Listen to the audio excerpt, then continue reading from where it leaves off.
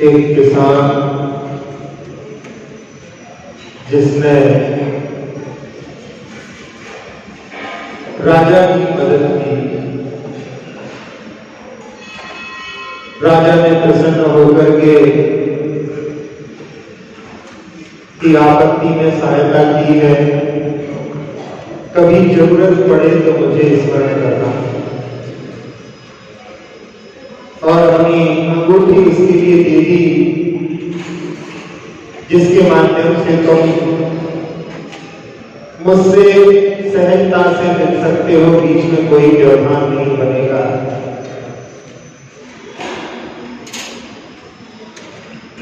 एक बार उसको परेशानी में राजा की याद आई और राजा के पास पहुंचा और कहने लगा कि इस बार बरसात कम हुई है, हमारे पशुओं के लिए खाने के लिए चारा नहीं है, आप उनके लिए 5 गट्ठे घास के जो है भिजवा दें। राजा सुन करके हंसने लगा कि जिस अंगूठी की कीमत ही लाखों में है और राजा से जब मांग रहा है तो बड़ी चीज भी मांग सकता था, लेकिन वो 5 घास के गट्ठे मांग रहा है। कुछ लोगों को हंसी आ रही है, लेकिन भगवान की आराधना करते हुए यदि हम भी 5 इंद्रिय के विषय मांग रहे हैं तो वो भी 5 घास के गट्ठे से ज्यादा कुछ नहीं। इसीलिए आप लोग पूजा की पंक्ति में भी पढ़ते हैं कि तेरे चरणों की पूजा से इंद्रिय सुख की ही अभिलाषा, अब तक न समझ ही पाया प्रभु सच्चे सुख की ही परिभाषा। 5 इंद्रियों के विषय जीवन जीने के लिए आवश्यक है, लेकिन वो लक्ष्य नहीं है, साध्य नहीं है, साधन है। भगवान की आराधना करके यदि हम भगवान को ना मांग करके भगवान से कोई चीज मांगते हैं तो अभी तक हमने भगवान के स्वरूप को समझा नहीं। जहां कोई मांगने की बात आती है तो हम क्या मांगे, ऐसा कुछ मांगे जिससे कि फिर हमें कुछ मांगना ना पड़े। जिसने भगवान को मांग लिया फिर उसके लिए और कोई चीजों की आवश्यकता नहीं रह जाती। एक वृद्धा जो कि निर्धन थी, पुत्र का विवाह नहीं हो रहा था, एक बार उसकी आराधना से प्रसन्न होकर के देव ने कहा कि मांगो, क्या मांगती हो? तो उसने मांगा कि एक 7 मंजिल के बड़े आलीशान भवन के ऊपर में बैठ करके अपने नाती के लिए चांदी की कटोरी में सोने की चम्मच से खीर खिलाना चाहती। एक ही साथ में उसने, जहां लड़के का विवाह नहीं हो रहा था तो बहू भी मांग ली और नाती भी मांग लिया और 7 मंजिल का मकान, सोना चांदी और दूध के लिए उसने पशु आदि सब एक साथ में मांग ली।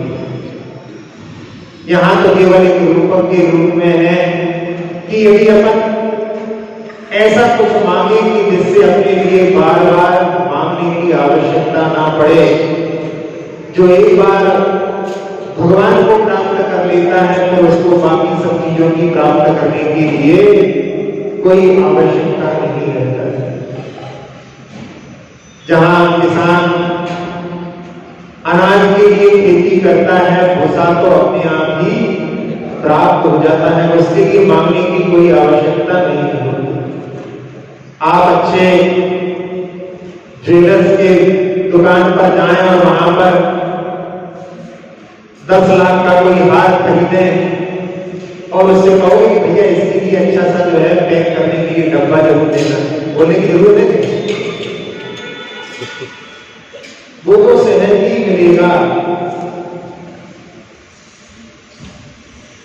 दिल्ली जाना हो, रास्ते में कहो उससे कि हमको मथुरा भी और आगरा भी दिखाना, उसके लिए कहने की आवश्यकता है। वो तो रास्ते में सहज ही बीच के पड़ाव को अपने आप ले जाते हैं। इसीलिए भगवान की आराधना करते समय हम क्या भगवान से मांगे, इस पर भी हमें सतत विचार करते रहना चाहिए, क्योंकि वातावरण ऐसा प्रदूषित हो गया है कि यहाँ पर संसार में सब लोग जो है कुछ ना कुछ भगवान से मांगते ही रहते हैं।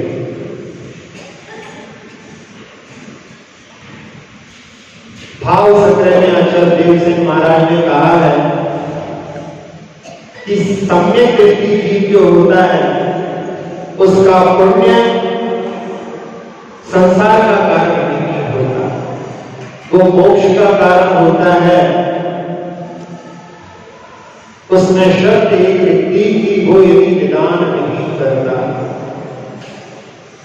यदि निदान करता है तो वो संसार का कारण हो जाता है। और संसार में परिभ्रमण, यदि भगवान की शरण में आकर के भी हमने संसार मांगा तो वास्तव में क्या मांगा। इसीलिए पहले भी आपसे कहा था कि एक शायर ने कहा है कि इबादत के बदौलत फिरदौस मुझे मंजूर नहीं, मैं बेरोज बंदा हूं, मैं कोई मजदूर नहीं। मजदूर मजदूरी करता है तो उसमें उसके बदले में कुछ आस रखता है, लेकिन भक्त यदि भगवान से मांगता है तो या तो वो काव्य जो दर्शन पाठ में आप पढ़ते हैं कि जिन्हें भक्तिर जिन्हें भक्तिर जिन्हें भक्तिर जिन्हें जिन्हें सदा मेस्तु सदा मेस्तु सदा मेस्तु भवे, कि भगवान भव भव में आपकी हमें भक्ति प्राप्त होती रहे और हमारी कोई लौकिक आकांक्षा नहीं। जहां भी अपन निदान के प्रसंगों को देखें, यदि निदान करते हैं तो वो अधोगति के लिए कारण बनता है। जहां सोम चक्रवर्ती जिनके बारे में कहा जाता है कि वो नरक में गए, 12 चक्रवर्ती में से 10 चक्रवर्ती जो है मोक्ष और स्वर्ग के पात्र बने, लेकिन 2 चक्रवर्ती नरक गए। सोम चक्रवर्ती के पूर्व के इतिहास को देखें तो उसमें उसने निदान किया था। राजा था, पराजित हो गया। पराजित होने के बाद में आर्त परा नरा धर्म परा भवन्ति, दुखी व्यक्ति जो है धर्म की शरण में बहुत जल्दी से लग जाता है। इसीलिए आचार्य पूज्यपाद स्वामी शांति भक्ति में कहते हैं कि नस्नेहान शरणम प्रयांति भगवान पाता बेनते प्रजा, कि भगवान आपकी शरण में जो प्रजा आती है वो वहां पर सुख से नहीं, क्योंकि संसार में दुख है, इसलिए आपकी चरणों में आती है। तो वो जब एक मुनिराज के चरणों में समर्पित हो गया, दीक्षित हो गया तपस्या की, लेकिन मन में ये बना रहा कि मैं ऐसा राजा बनूं कि मैं किसी से पराजित ना हो, सबको पराजित कर सकूं। ऐसी भावना मन में लेकर के उस निदान पद के माध्यम से चक्रवर्ती पद को प्राप्त करिए। चक्रवर्ती पराजित नहीं होते, ये जो भरत चक्रवर्ती पराजित हुए ये कुंडा और सर्पणी का दोष। तो वो निदान के माध्यम से वो पद प्राप्त किया था, उसके कारण में वो अधोगति का पात्र हुआ। धर्म में रुचि नहीं रहती, निदान के माध्यम से जो चीज प्राप्त होती है। जहां सनत कुमार चक्रवर्ती गिरी देखते हैं, पहले तो अपने रूप का कि ऐसा सुंदर रूप दूसरा नहीं है, देवकी आए देखने के लिए तो उनसे कहा अभी क्या, जब मैं 14 श्रृंगार करके राज सिंहासन पर विराजमान होगा तब मेरा रूप देखना। और उस समय में जब देव देखते हैं तो कहते हैं कि अब वो बात नहीं रही। क्षण भर में परिवर्तन ऐसा आ गया। वैसे तो अंदर जो है अंदर अंदर रूप का कार्य चलता रहता है। जैसे जो मच्छर मलेरिया प्रदान करते हैं, काट लें उसके 10 दिन के बाद में जो है उस रोग की अंदर की प्रतिरोध क्षमता कम हो जाए तो वो प्रकट हो सकता है। तो ऐसे ही जो है कर्म तो अंदर था ही और साथ साथ में अंदर रोग की भी इस प्रकार की स्थिति चल रही होगी और उस समय में वो देवों की दृष्टि में आ गया। और जब उनको समझ में नहीं आया तो उनसे कहा कि आप अपने भोग का जो तांबूल है उसको निकाल करके दिखाइए। इस फटिक मणि के पात्र में जब तांबूल लाया गया, आज उसके ऊपर मक्खियां भिनभिनाने लगी। पहले उसके ऊपर भ्रमर मंडराते थे। समझ में आ गया कि रोग की उत्पत्ति हो गई, क्योंकि मक्खियों का स्वभाव होता है, कहते हैं किसी कवि ने कहा है कि दृढ़ का करती घोर मक्षी का दिव्य वर्ण, दिव्य शरीर में वो कहां पर भाव हो रहा है उसको खोज करती है। तो वो जब उनको पता पड़ा कि जिस शरीर के प्रति मुझे ऐसा भाव था कि ऐसा सुंदर रूप नहीं है मेरे जैसा किसी का, और वास्तव में शरीर का गुणधर्म तो शरीर व्याधि मंदिरम, दीक्षित हो जाते हैं और दीक्षा लेने के बाद में कठोर तपस्या करके रिद्धियां प्राप्त कर लेते हैं, फिर भी शरीर के रोग को दूर करने के लिए कभी प्रयास नहीं करते। सौदामित्र की सभा में परिचय जीतने में कौन से मुनिराज अव्वल है, सबसे अग्रज है, और उनकी परीक्षा करने जब देव आते हैं तो वहां पर की दवाई ले लो। महाराज कहते हैं कि क्या तुम्हारे पास में जन्म जरा और मृत्यु की दूर से रोगों को दूर करने की दवाई है? देव लोग समझ जाते हैं कि इन पर अपना प्रभाव नहीं पड़ेगा, चरणों में नतमस्तक हो जाते हैं। वृद्धियां होने के बाद में भी उसको दूर करने का भाव उनके बदले नहीं करें। लौकिक आकांक्षा से जो कार्य किया जाता है वो वेदांत कहलाता है। इसीलिए जिनागम में वेदांत के लिए निंदनीय माना गया। अयाचित जिन धर्म है धर्मी याचे नाई, जो धर्मी बन याचते ते कलंक जगमाई। कैसी कैसी उपमाओं से समझाया है कि किसी को पैर धोने की आवश्यकता थी, उसने अमृत का जो है प्रयोग अपने पैरों को धोने में कर दिया। यदि हम कुछ भगवान से पंचेंद्रियों के विषय संबंधी लौकिक आकांक्षा मांगते हैं तो उस अमृत को इस प्रकार से बर्बाद करना। फिर बताया कि धागे की आवश्यकता थी और उसने सुंदर रत्नों के हार को तोड़ दिया धागे को प्राप्त करने के लिए।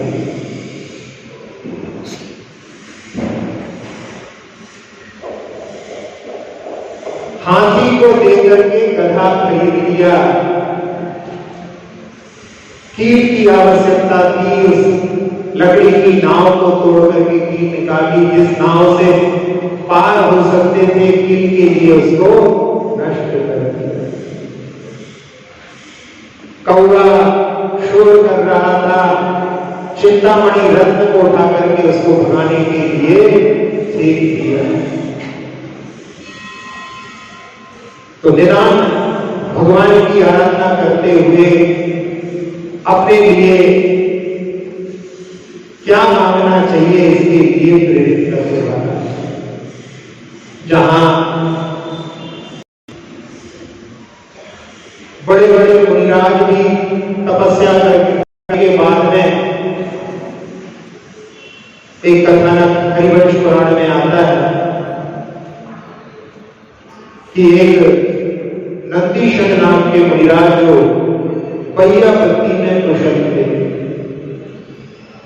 किसी भी मुनिराज के रोग का पता उनको पड़ जाए, उनकी सेवा में वो लग जाते थे। उनको क्या पथ्य चाहिए, क्या उनके लिए रुचिकर है, सब पूछ करके और रिद्धियां प्राप्त की, उसे सारी उनके लिए उपलब्धि पहिया वृत्ति में कर देते थे। उनकी भी चर्चा सौंदर्य की सभा में हुई और वो भी देव सुन करके उनकी परीक्षा के लिए मुनि का रूप बना करके आए और उन्होंने भैया वृत्ति इतनी कुशलता से की और उस देव ने और परीक्षा लेने के लिए भैया वृत्ति के लिए चिकित्सा अंग का विशेष रूप से पालन आवश्यक है। जिसके मन में ज्ञानी का भाव हो वो सेवा नहीं कर सकता। कई बार ऐसी सेवा करते यहाँ पर संलेखना चल रही है, वैसे तो कोई मुनिराज रहते ही हैं, लेकिन एक बार ऐसा भी हुआ कि जब आचार्य आए उस समय में मुनिराज के लिए कफ जो है निकल रहा था, आचार्य ने अपने हाथों में उस कफ को ले लिया और उसको जाकर के प्राश्चित जगह पर छोड़ दिया। तो ग्लानि पर जो है विजय आवश्यक होती है, तो उसने विक्रिया के माध्यम से वमन कर दिया और महाराज ने उनके लिए भी जो है सेवा करने में, अपने हाथों से उनका जो प्रक्षालन करने में बिना ग्लानि के भाव से, फिर वहां पर वो देख सोचता है कि जिन मुनिराज के तो हमें चरण छूना चाहिए थे, उनसे हम सेवा करवा रहे हैं। वो मिथ्या दृष्टि था, लेकिन वहां पर मुनिराज की सेवा भैया वृत्ति को देख करके सम्यक को प्राप्त करके उनकी प्रशंसा पूजा करके और अपनी परीक्षा लेने के लिए ग्लानि करके पश्चाताप करके चला। जहां आप लोग स्थूल कर्म भावना में पढ़ते हैं कि भैया वृत्त करैया सो नीचे प्रवनीर करैया। सूर्य कर्म भावना में कहते हैं कि उन मुनिराज के मन में भी सुंदर रूप प्राप्त करने की भावना, कहां तो तीर्थंकर प्रकृति का बंध कर सकते थे, लेकिन उस भावना के कारण वो कामदेव के रूप में उत्पन्न हुए। तो भगवान की आराधना करते समय प्रति समय में, क्योंकि कई बार ऐसे भाव आते हैं, वैसे तो आप बीच बीच में अपने आप को संभालने के लिए भी कुछ बोलते हैं। आप बोलते हैं सकल कर्म क्षयार्थम, उसमें भावना क्या है, भगवान में जो आराधना कर रहा हो पूरे कर्मों की नष्ट करने के लिए, और कुछ आकांक्षा नहीं। तो ये बीच बीच में अपने लिए कायस्थ करने के लिए जो सूत्र आचार्य के द्वारा प्रणीत हैं, वो अपने लिए बार बार जागृत करने के लिए। एक राजा की बहुत सारी रानियां थी और एक रानी जो कि गरीब परिवार से थी। राजा कहीं बाहर गए हुए थे और उनके पिता की ना कोई आवश्यकता थी, बिना पति की आज्ञा के वो वहां चली गई। लौट करके आई, राजा को कान भर दिए। उस समय में राजा क्रोधित हो गए और कहने लगे कि अपनी कोई एक प्रिय चीज लेकर के तुम यहां से हमेशा के लिए चले जाओ। अगले दिन जब राजा की नींद खुली तो देखा उसी का चेहरा सामने। उसने कहा कि मैंने तुमसे कहा था कि तुम हमेशा के लिए मेरे नगर से चली जाओ, फिर भी तुमने मेरी बात नहीं सुनी। उस रानी ने कहा कि मैं उस नगर में नहीं हूं। राजा एकदम चौंक गया। उसने इधर उधर देखा तो उसको उस जगह को देख करके लगा ये तो कोई अपरिचित जगह लग रही है। जब राजा को एहसास हुआ और रानी ने कहा कि आपने ही कहा था कि एक वृक्ष लेकर के यहां से चली जाओ, तो मैं आपको ही लेकर के आई हूं यहां पर उस नगर को छोड़ करके। राजा जो मन में पहले उसके प्रति घृणा के भाव रखे हुए था, उसके भाव परिवर्तित हो गए कि सबसे प्रिय जब इसके लिए मैं हूं तो फिर इसको मुझसे कौन दूर कर सकता है। बस यही भगवान की आराधना के समय में कि भगवान आपको हम प्राप्त करना चाहते हैं, आपके द्वारा हमें और कुछ मिले उसकी हमें कोई आकांक्षा नहीं। सही भक्ति की तो यही मांग होती है और यही मांग होनी चाहिए। लेकिन निदान के स्वरूप को जानने के बाद में भी कई बार ऐसे भाव हो जाते हैं। कौशाम्बी के दो गरीब बालक थे, प्रथम और पश्चिम। एक मुनिराज के उपदेश को सुनकर के दोनों ने क्षुल्लक की दीक्षा ली और दोनों उन मुनिराज के साथ में साधना करने लगे। जब नगर का राजा दर्शन करने के लिए आया तो गुरुदेव ने उसके प्रति ध्यान नहीं दिया। दिव्य ज्ञानी ने समझ लिया था कि ये ऐसा मिथ्या दृष्टि है जिसके ऊपर कितना भी उपदेश दिया जाए कोई प्रभाव नहीं पड़ने वाला। उल्टा खड़ा है, उसकी ओर ध्यान नहीं दिया, मौन रहे। और उसके जाने के बाद में उस नगर का सेठ जो कि राजा से भी ज्यादा वैभव वाला था, जब वो आया, वो बड़ा भक्त था। मुनिराज ने उसका जो है यथा योग्य ने उसकी जो विनय की, उसके लिए उससे वार्ता की, उसको आशीर्वाद किया।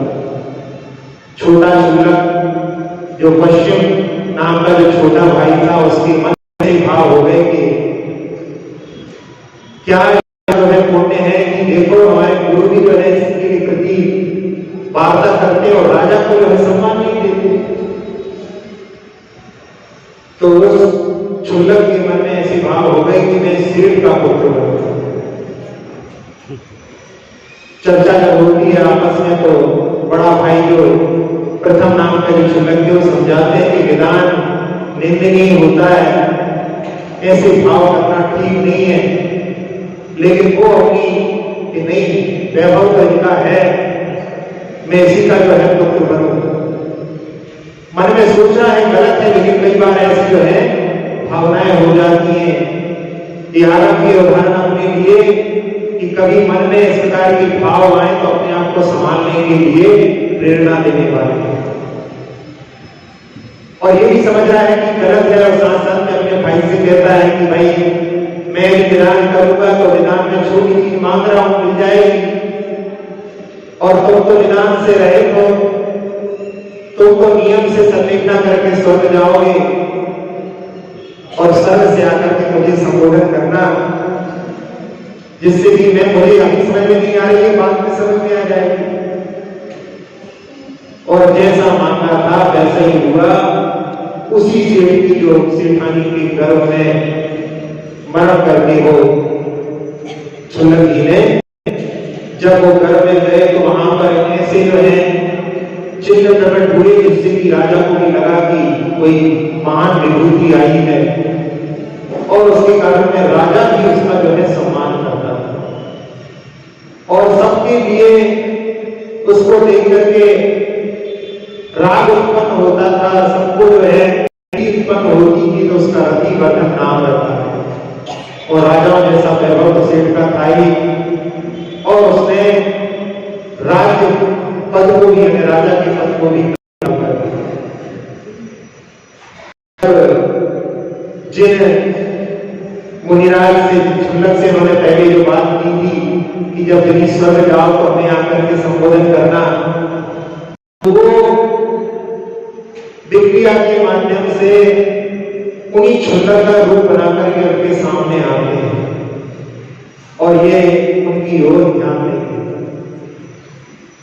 फिर बाद में वो विक्रिया से रतिवर्धन का ही रूप बना करके और उनको उनके राज्य से दूर ले जाते हैं और फिर वहां पर उसको संबोधन करते हैं, तब उसको जो है समझ में आता है और फिर वो जो है राज्य का त्याग करके दीक्षा लेकर के तपस्या करके और अंत में सचेतना पूर्वक देह छोड़ करके उसी स्वर्ग में जिसमें कि वो भाई गए उसी स्वर्ग में फिर वहां पर पहुंचते हैं। दोनों साथ साथ में अपने समय को पूर्ण करके फिर आते हैं, फिर दोनों साथ साथ में यहाँ पर भाई के रूप में उत्पन्न होते हैं, फिर तपस्या करते हैं और तपस्या करके फिर स्वर्ग से आने के बाद में रावण के पुत्र कौन कौन थे? मेघनाथ और दूसरा भाई तो दूसरा पुत्र का नाम नहीं पता है, विभीषण बोल रहे हैं, इंद्रजीत नाम नहीं, मेघनाथ का नाम इंद्रजीत। इंद्रजीत और मेघनाथ मेघवाहन दो पुत्र के रूप में वो उत्पन्न हुए और जब मेघनाथ का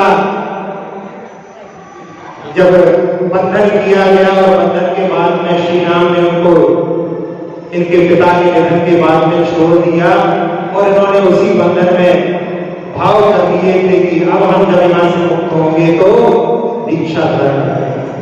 और वो समय जिस समय में सेठानी के पुत्र के रूप में उत्पन्न हुए थे वो सेठानी ही आगे चल करके मंदोदरी के रूप में उत्पन्न हुए।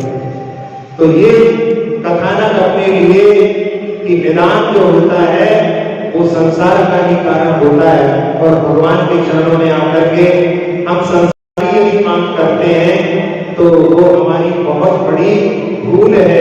हमें उसको बचा करके भगवान के चरणों में आकर के कि हे भगवान आपकी प्राप्ति हो, वंदे तत्पुर लब्धे, और साथ ही साथ में कि जब तक मुक्ति ना मिले तक आपकी भक्ति ही मिलती रहे जिससे कि हम इस संसार से पार हो सके।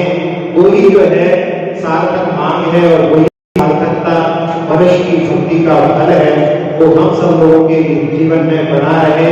कभी भी कहीं प्रलोभन के भाव आए तो भी भगवान से छोटी चीज मांगने का मन ना हो, क्योंकि छोटी चीज मांगना यानी अपने ही सोने को क्या घाटे का सौदा करना है। अपनी जो चीज मांगी है उसी में पानी मिला लेना है, यानी उसको पतला कर लेना है। कौन अपने होने को स्वयं अपने से पतला करना चाहेगा?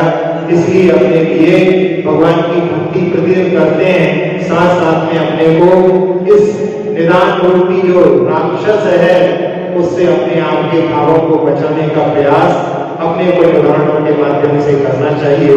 सब लोग इस निदान से मुक्त होकर के और भगवान की भक्ति के माध्यम से भगवत पद को प्राप्त करें। इसी भावना के साथ में अक्षर से दूषित वचन अगर रहे और सम्यक जिनवाणी माता मेरी सब कृपयाओं को क्षमा करे, तेरा शीश हम सबको केवल भक्ति रमा करे। प्राप्त हमें हो कोई समाधि परिणामों की शुद्धि हो, निज आत्म उपलब्धि शाश्वत सुख की सृष्टि हो। चिंतित वस्तु का माता चिंतामणि उपमा भाभी, करूं वंदना पूर्ण कैसे चरण रखूं मैं ये बाती। कर वाणी स्तुति तन की ममता का मंत्र का जाप सभी जगह नव